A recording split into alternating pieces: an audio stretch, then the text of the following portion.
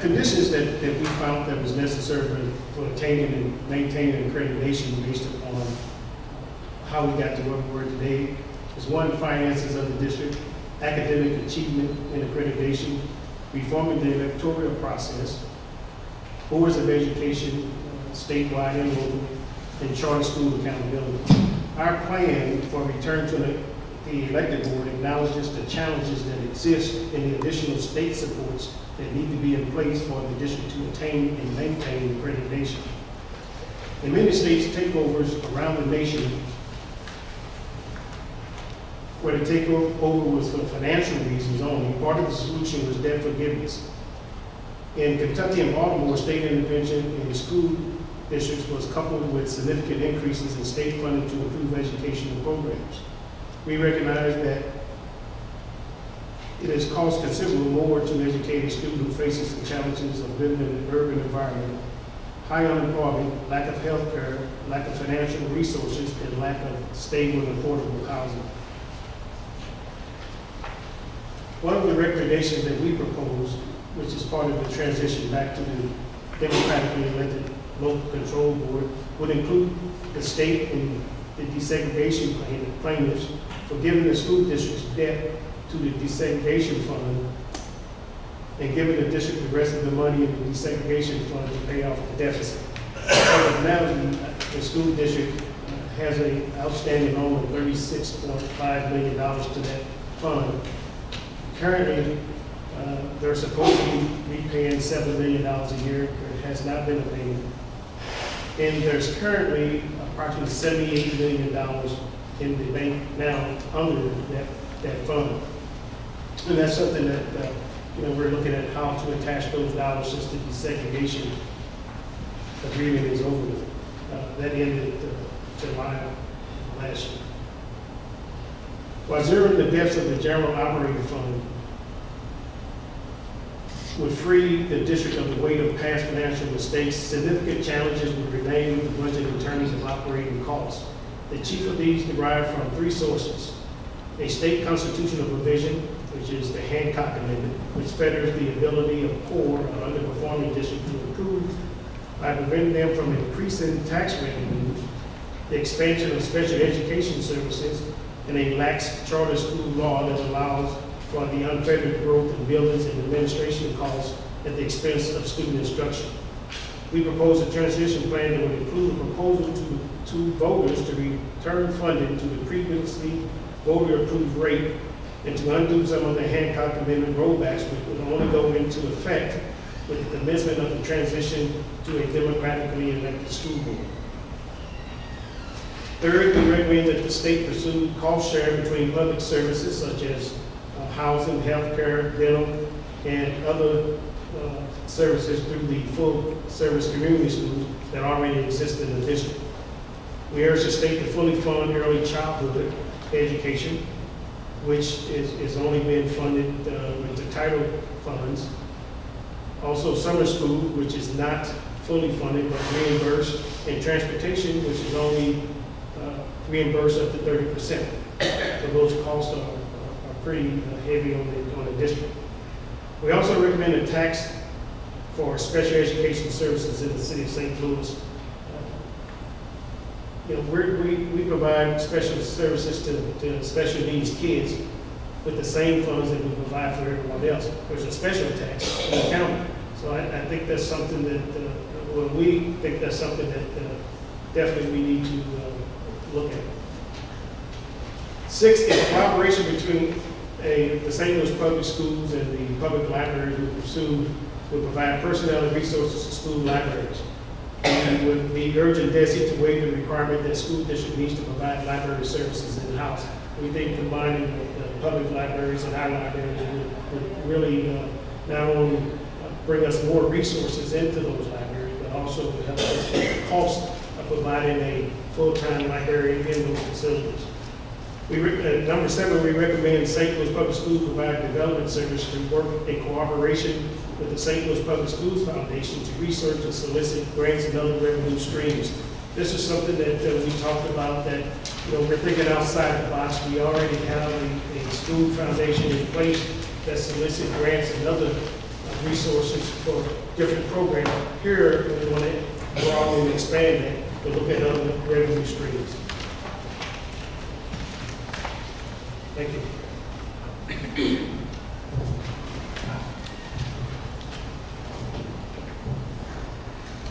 All right, the academic achievement and accreditation recommendations. The main two were, first, the state considers a growth model of student achievement instead of a proficiency model. By everyone's standards, it looks more along the lines of the federal government and the states are going to be going to a growth model, so that definitely looks like a doable thing.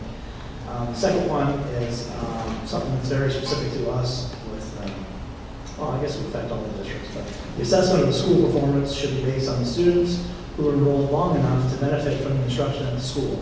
Typically, they want to blame the teachers. They get a kid in there 5 days before the math test and want to say, well, you were responsible for the math test, and they count the score against us. It is our recommendation that the assessment of the school's performance should be based only on the growth of those students who were enrolled in that school by October 1st of the school year. Next slide is secondary school performance. It's the same thing. Performing the electoral process.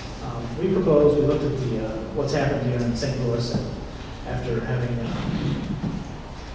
political campaigns where they spend $100,000 for a school board race. We're proposing some changes.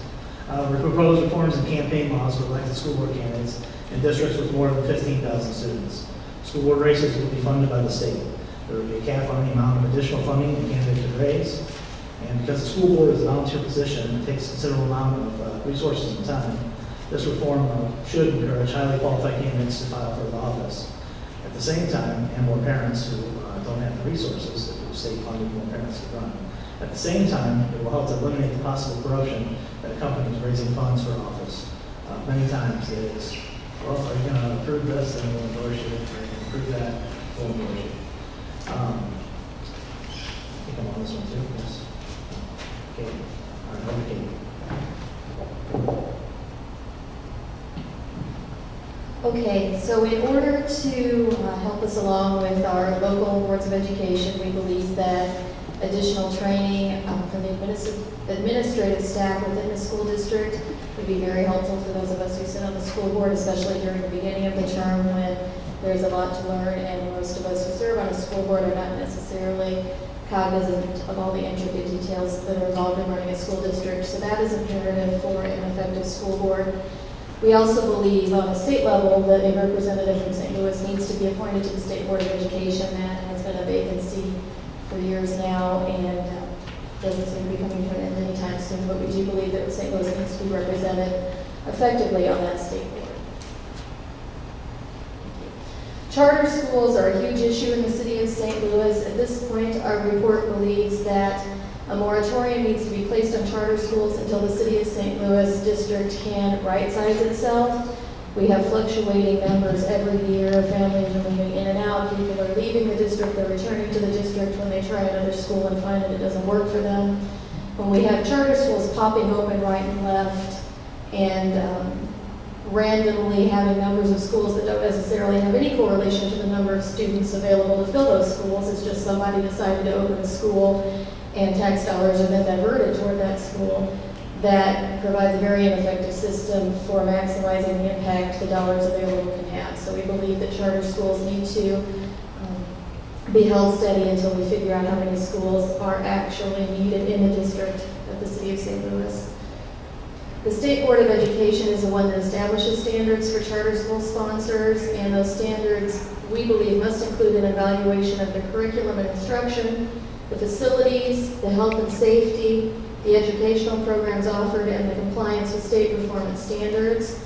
The adequacy of the sponsoring agency's support. Many charter schools fail and don't serve their students, and the sponsor gets a clean pass on that. So they need to be held more accountable for the school they've opened. the operation and performance of the school's governing board, and the quality of the partnership between the school, the sponsor, and the local school district. All that's necessary for a charter school to be a productive member of our school system in the city.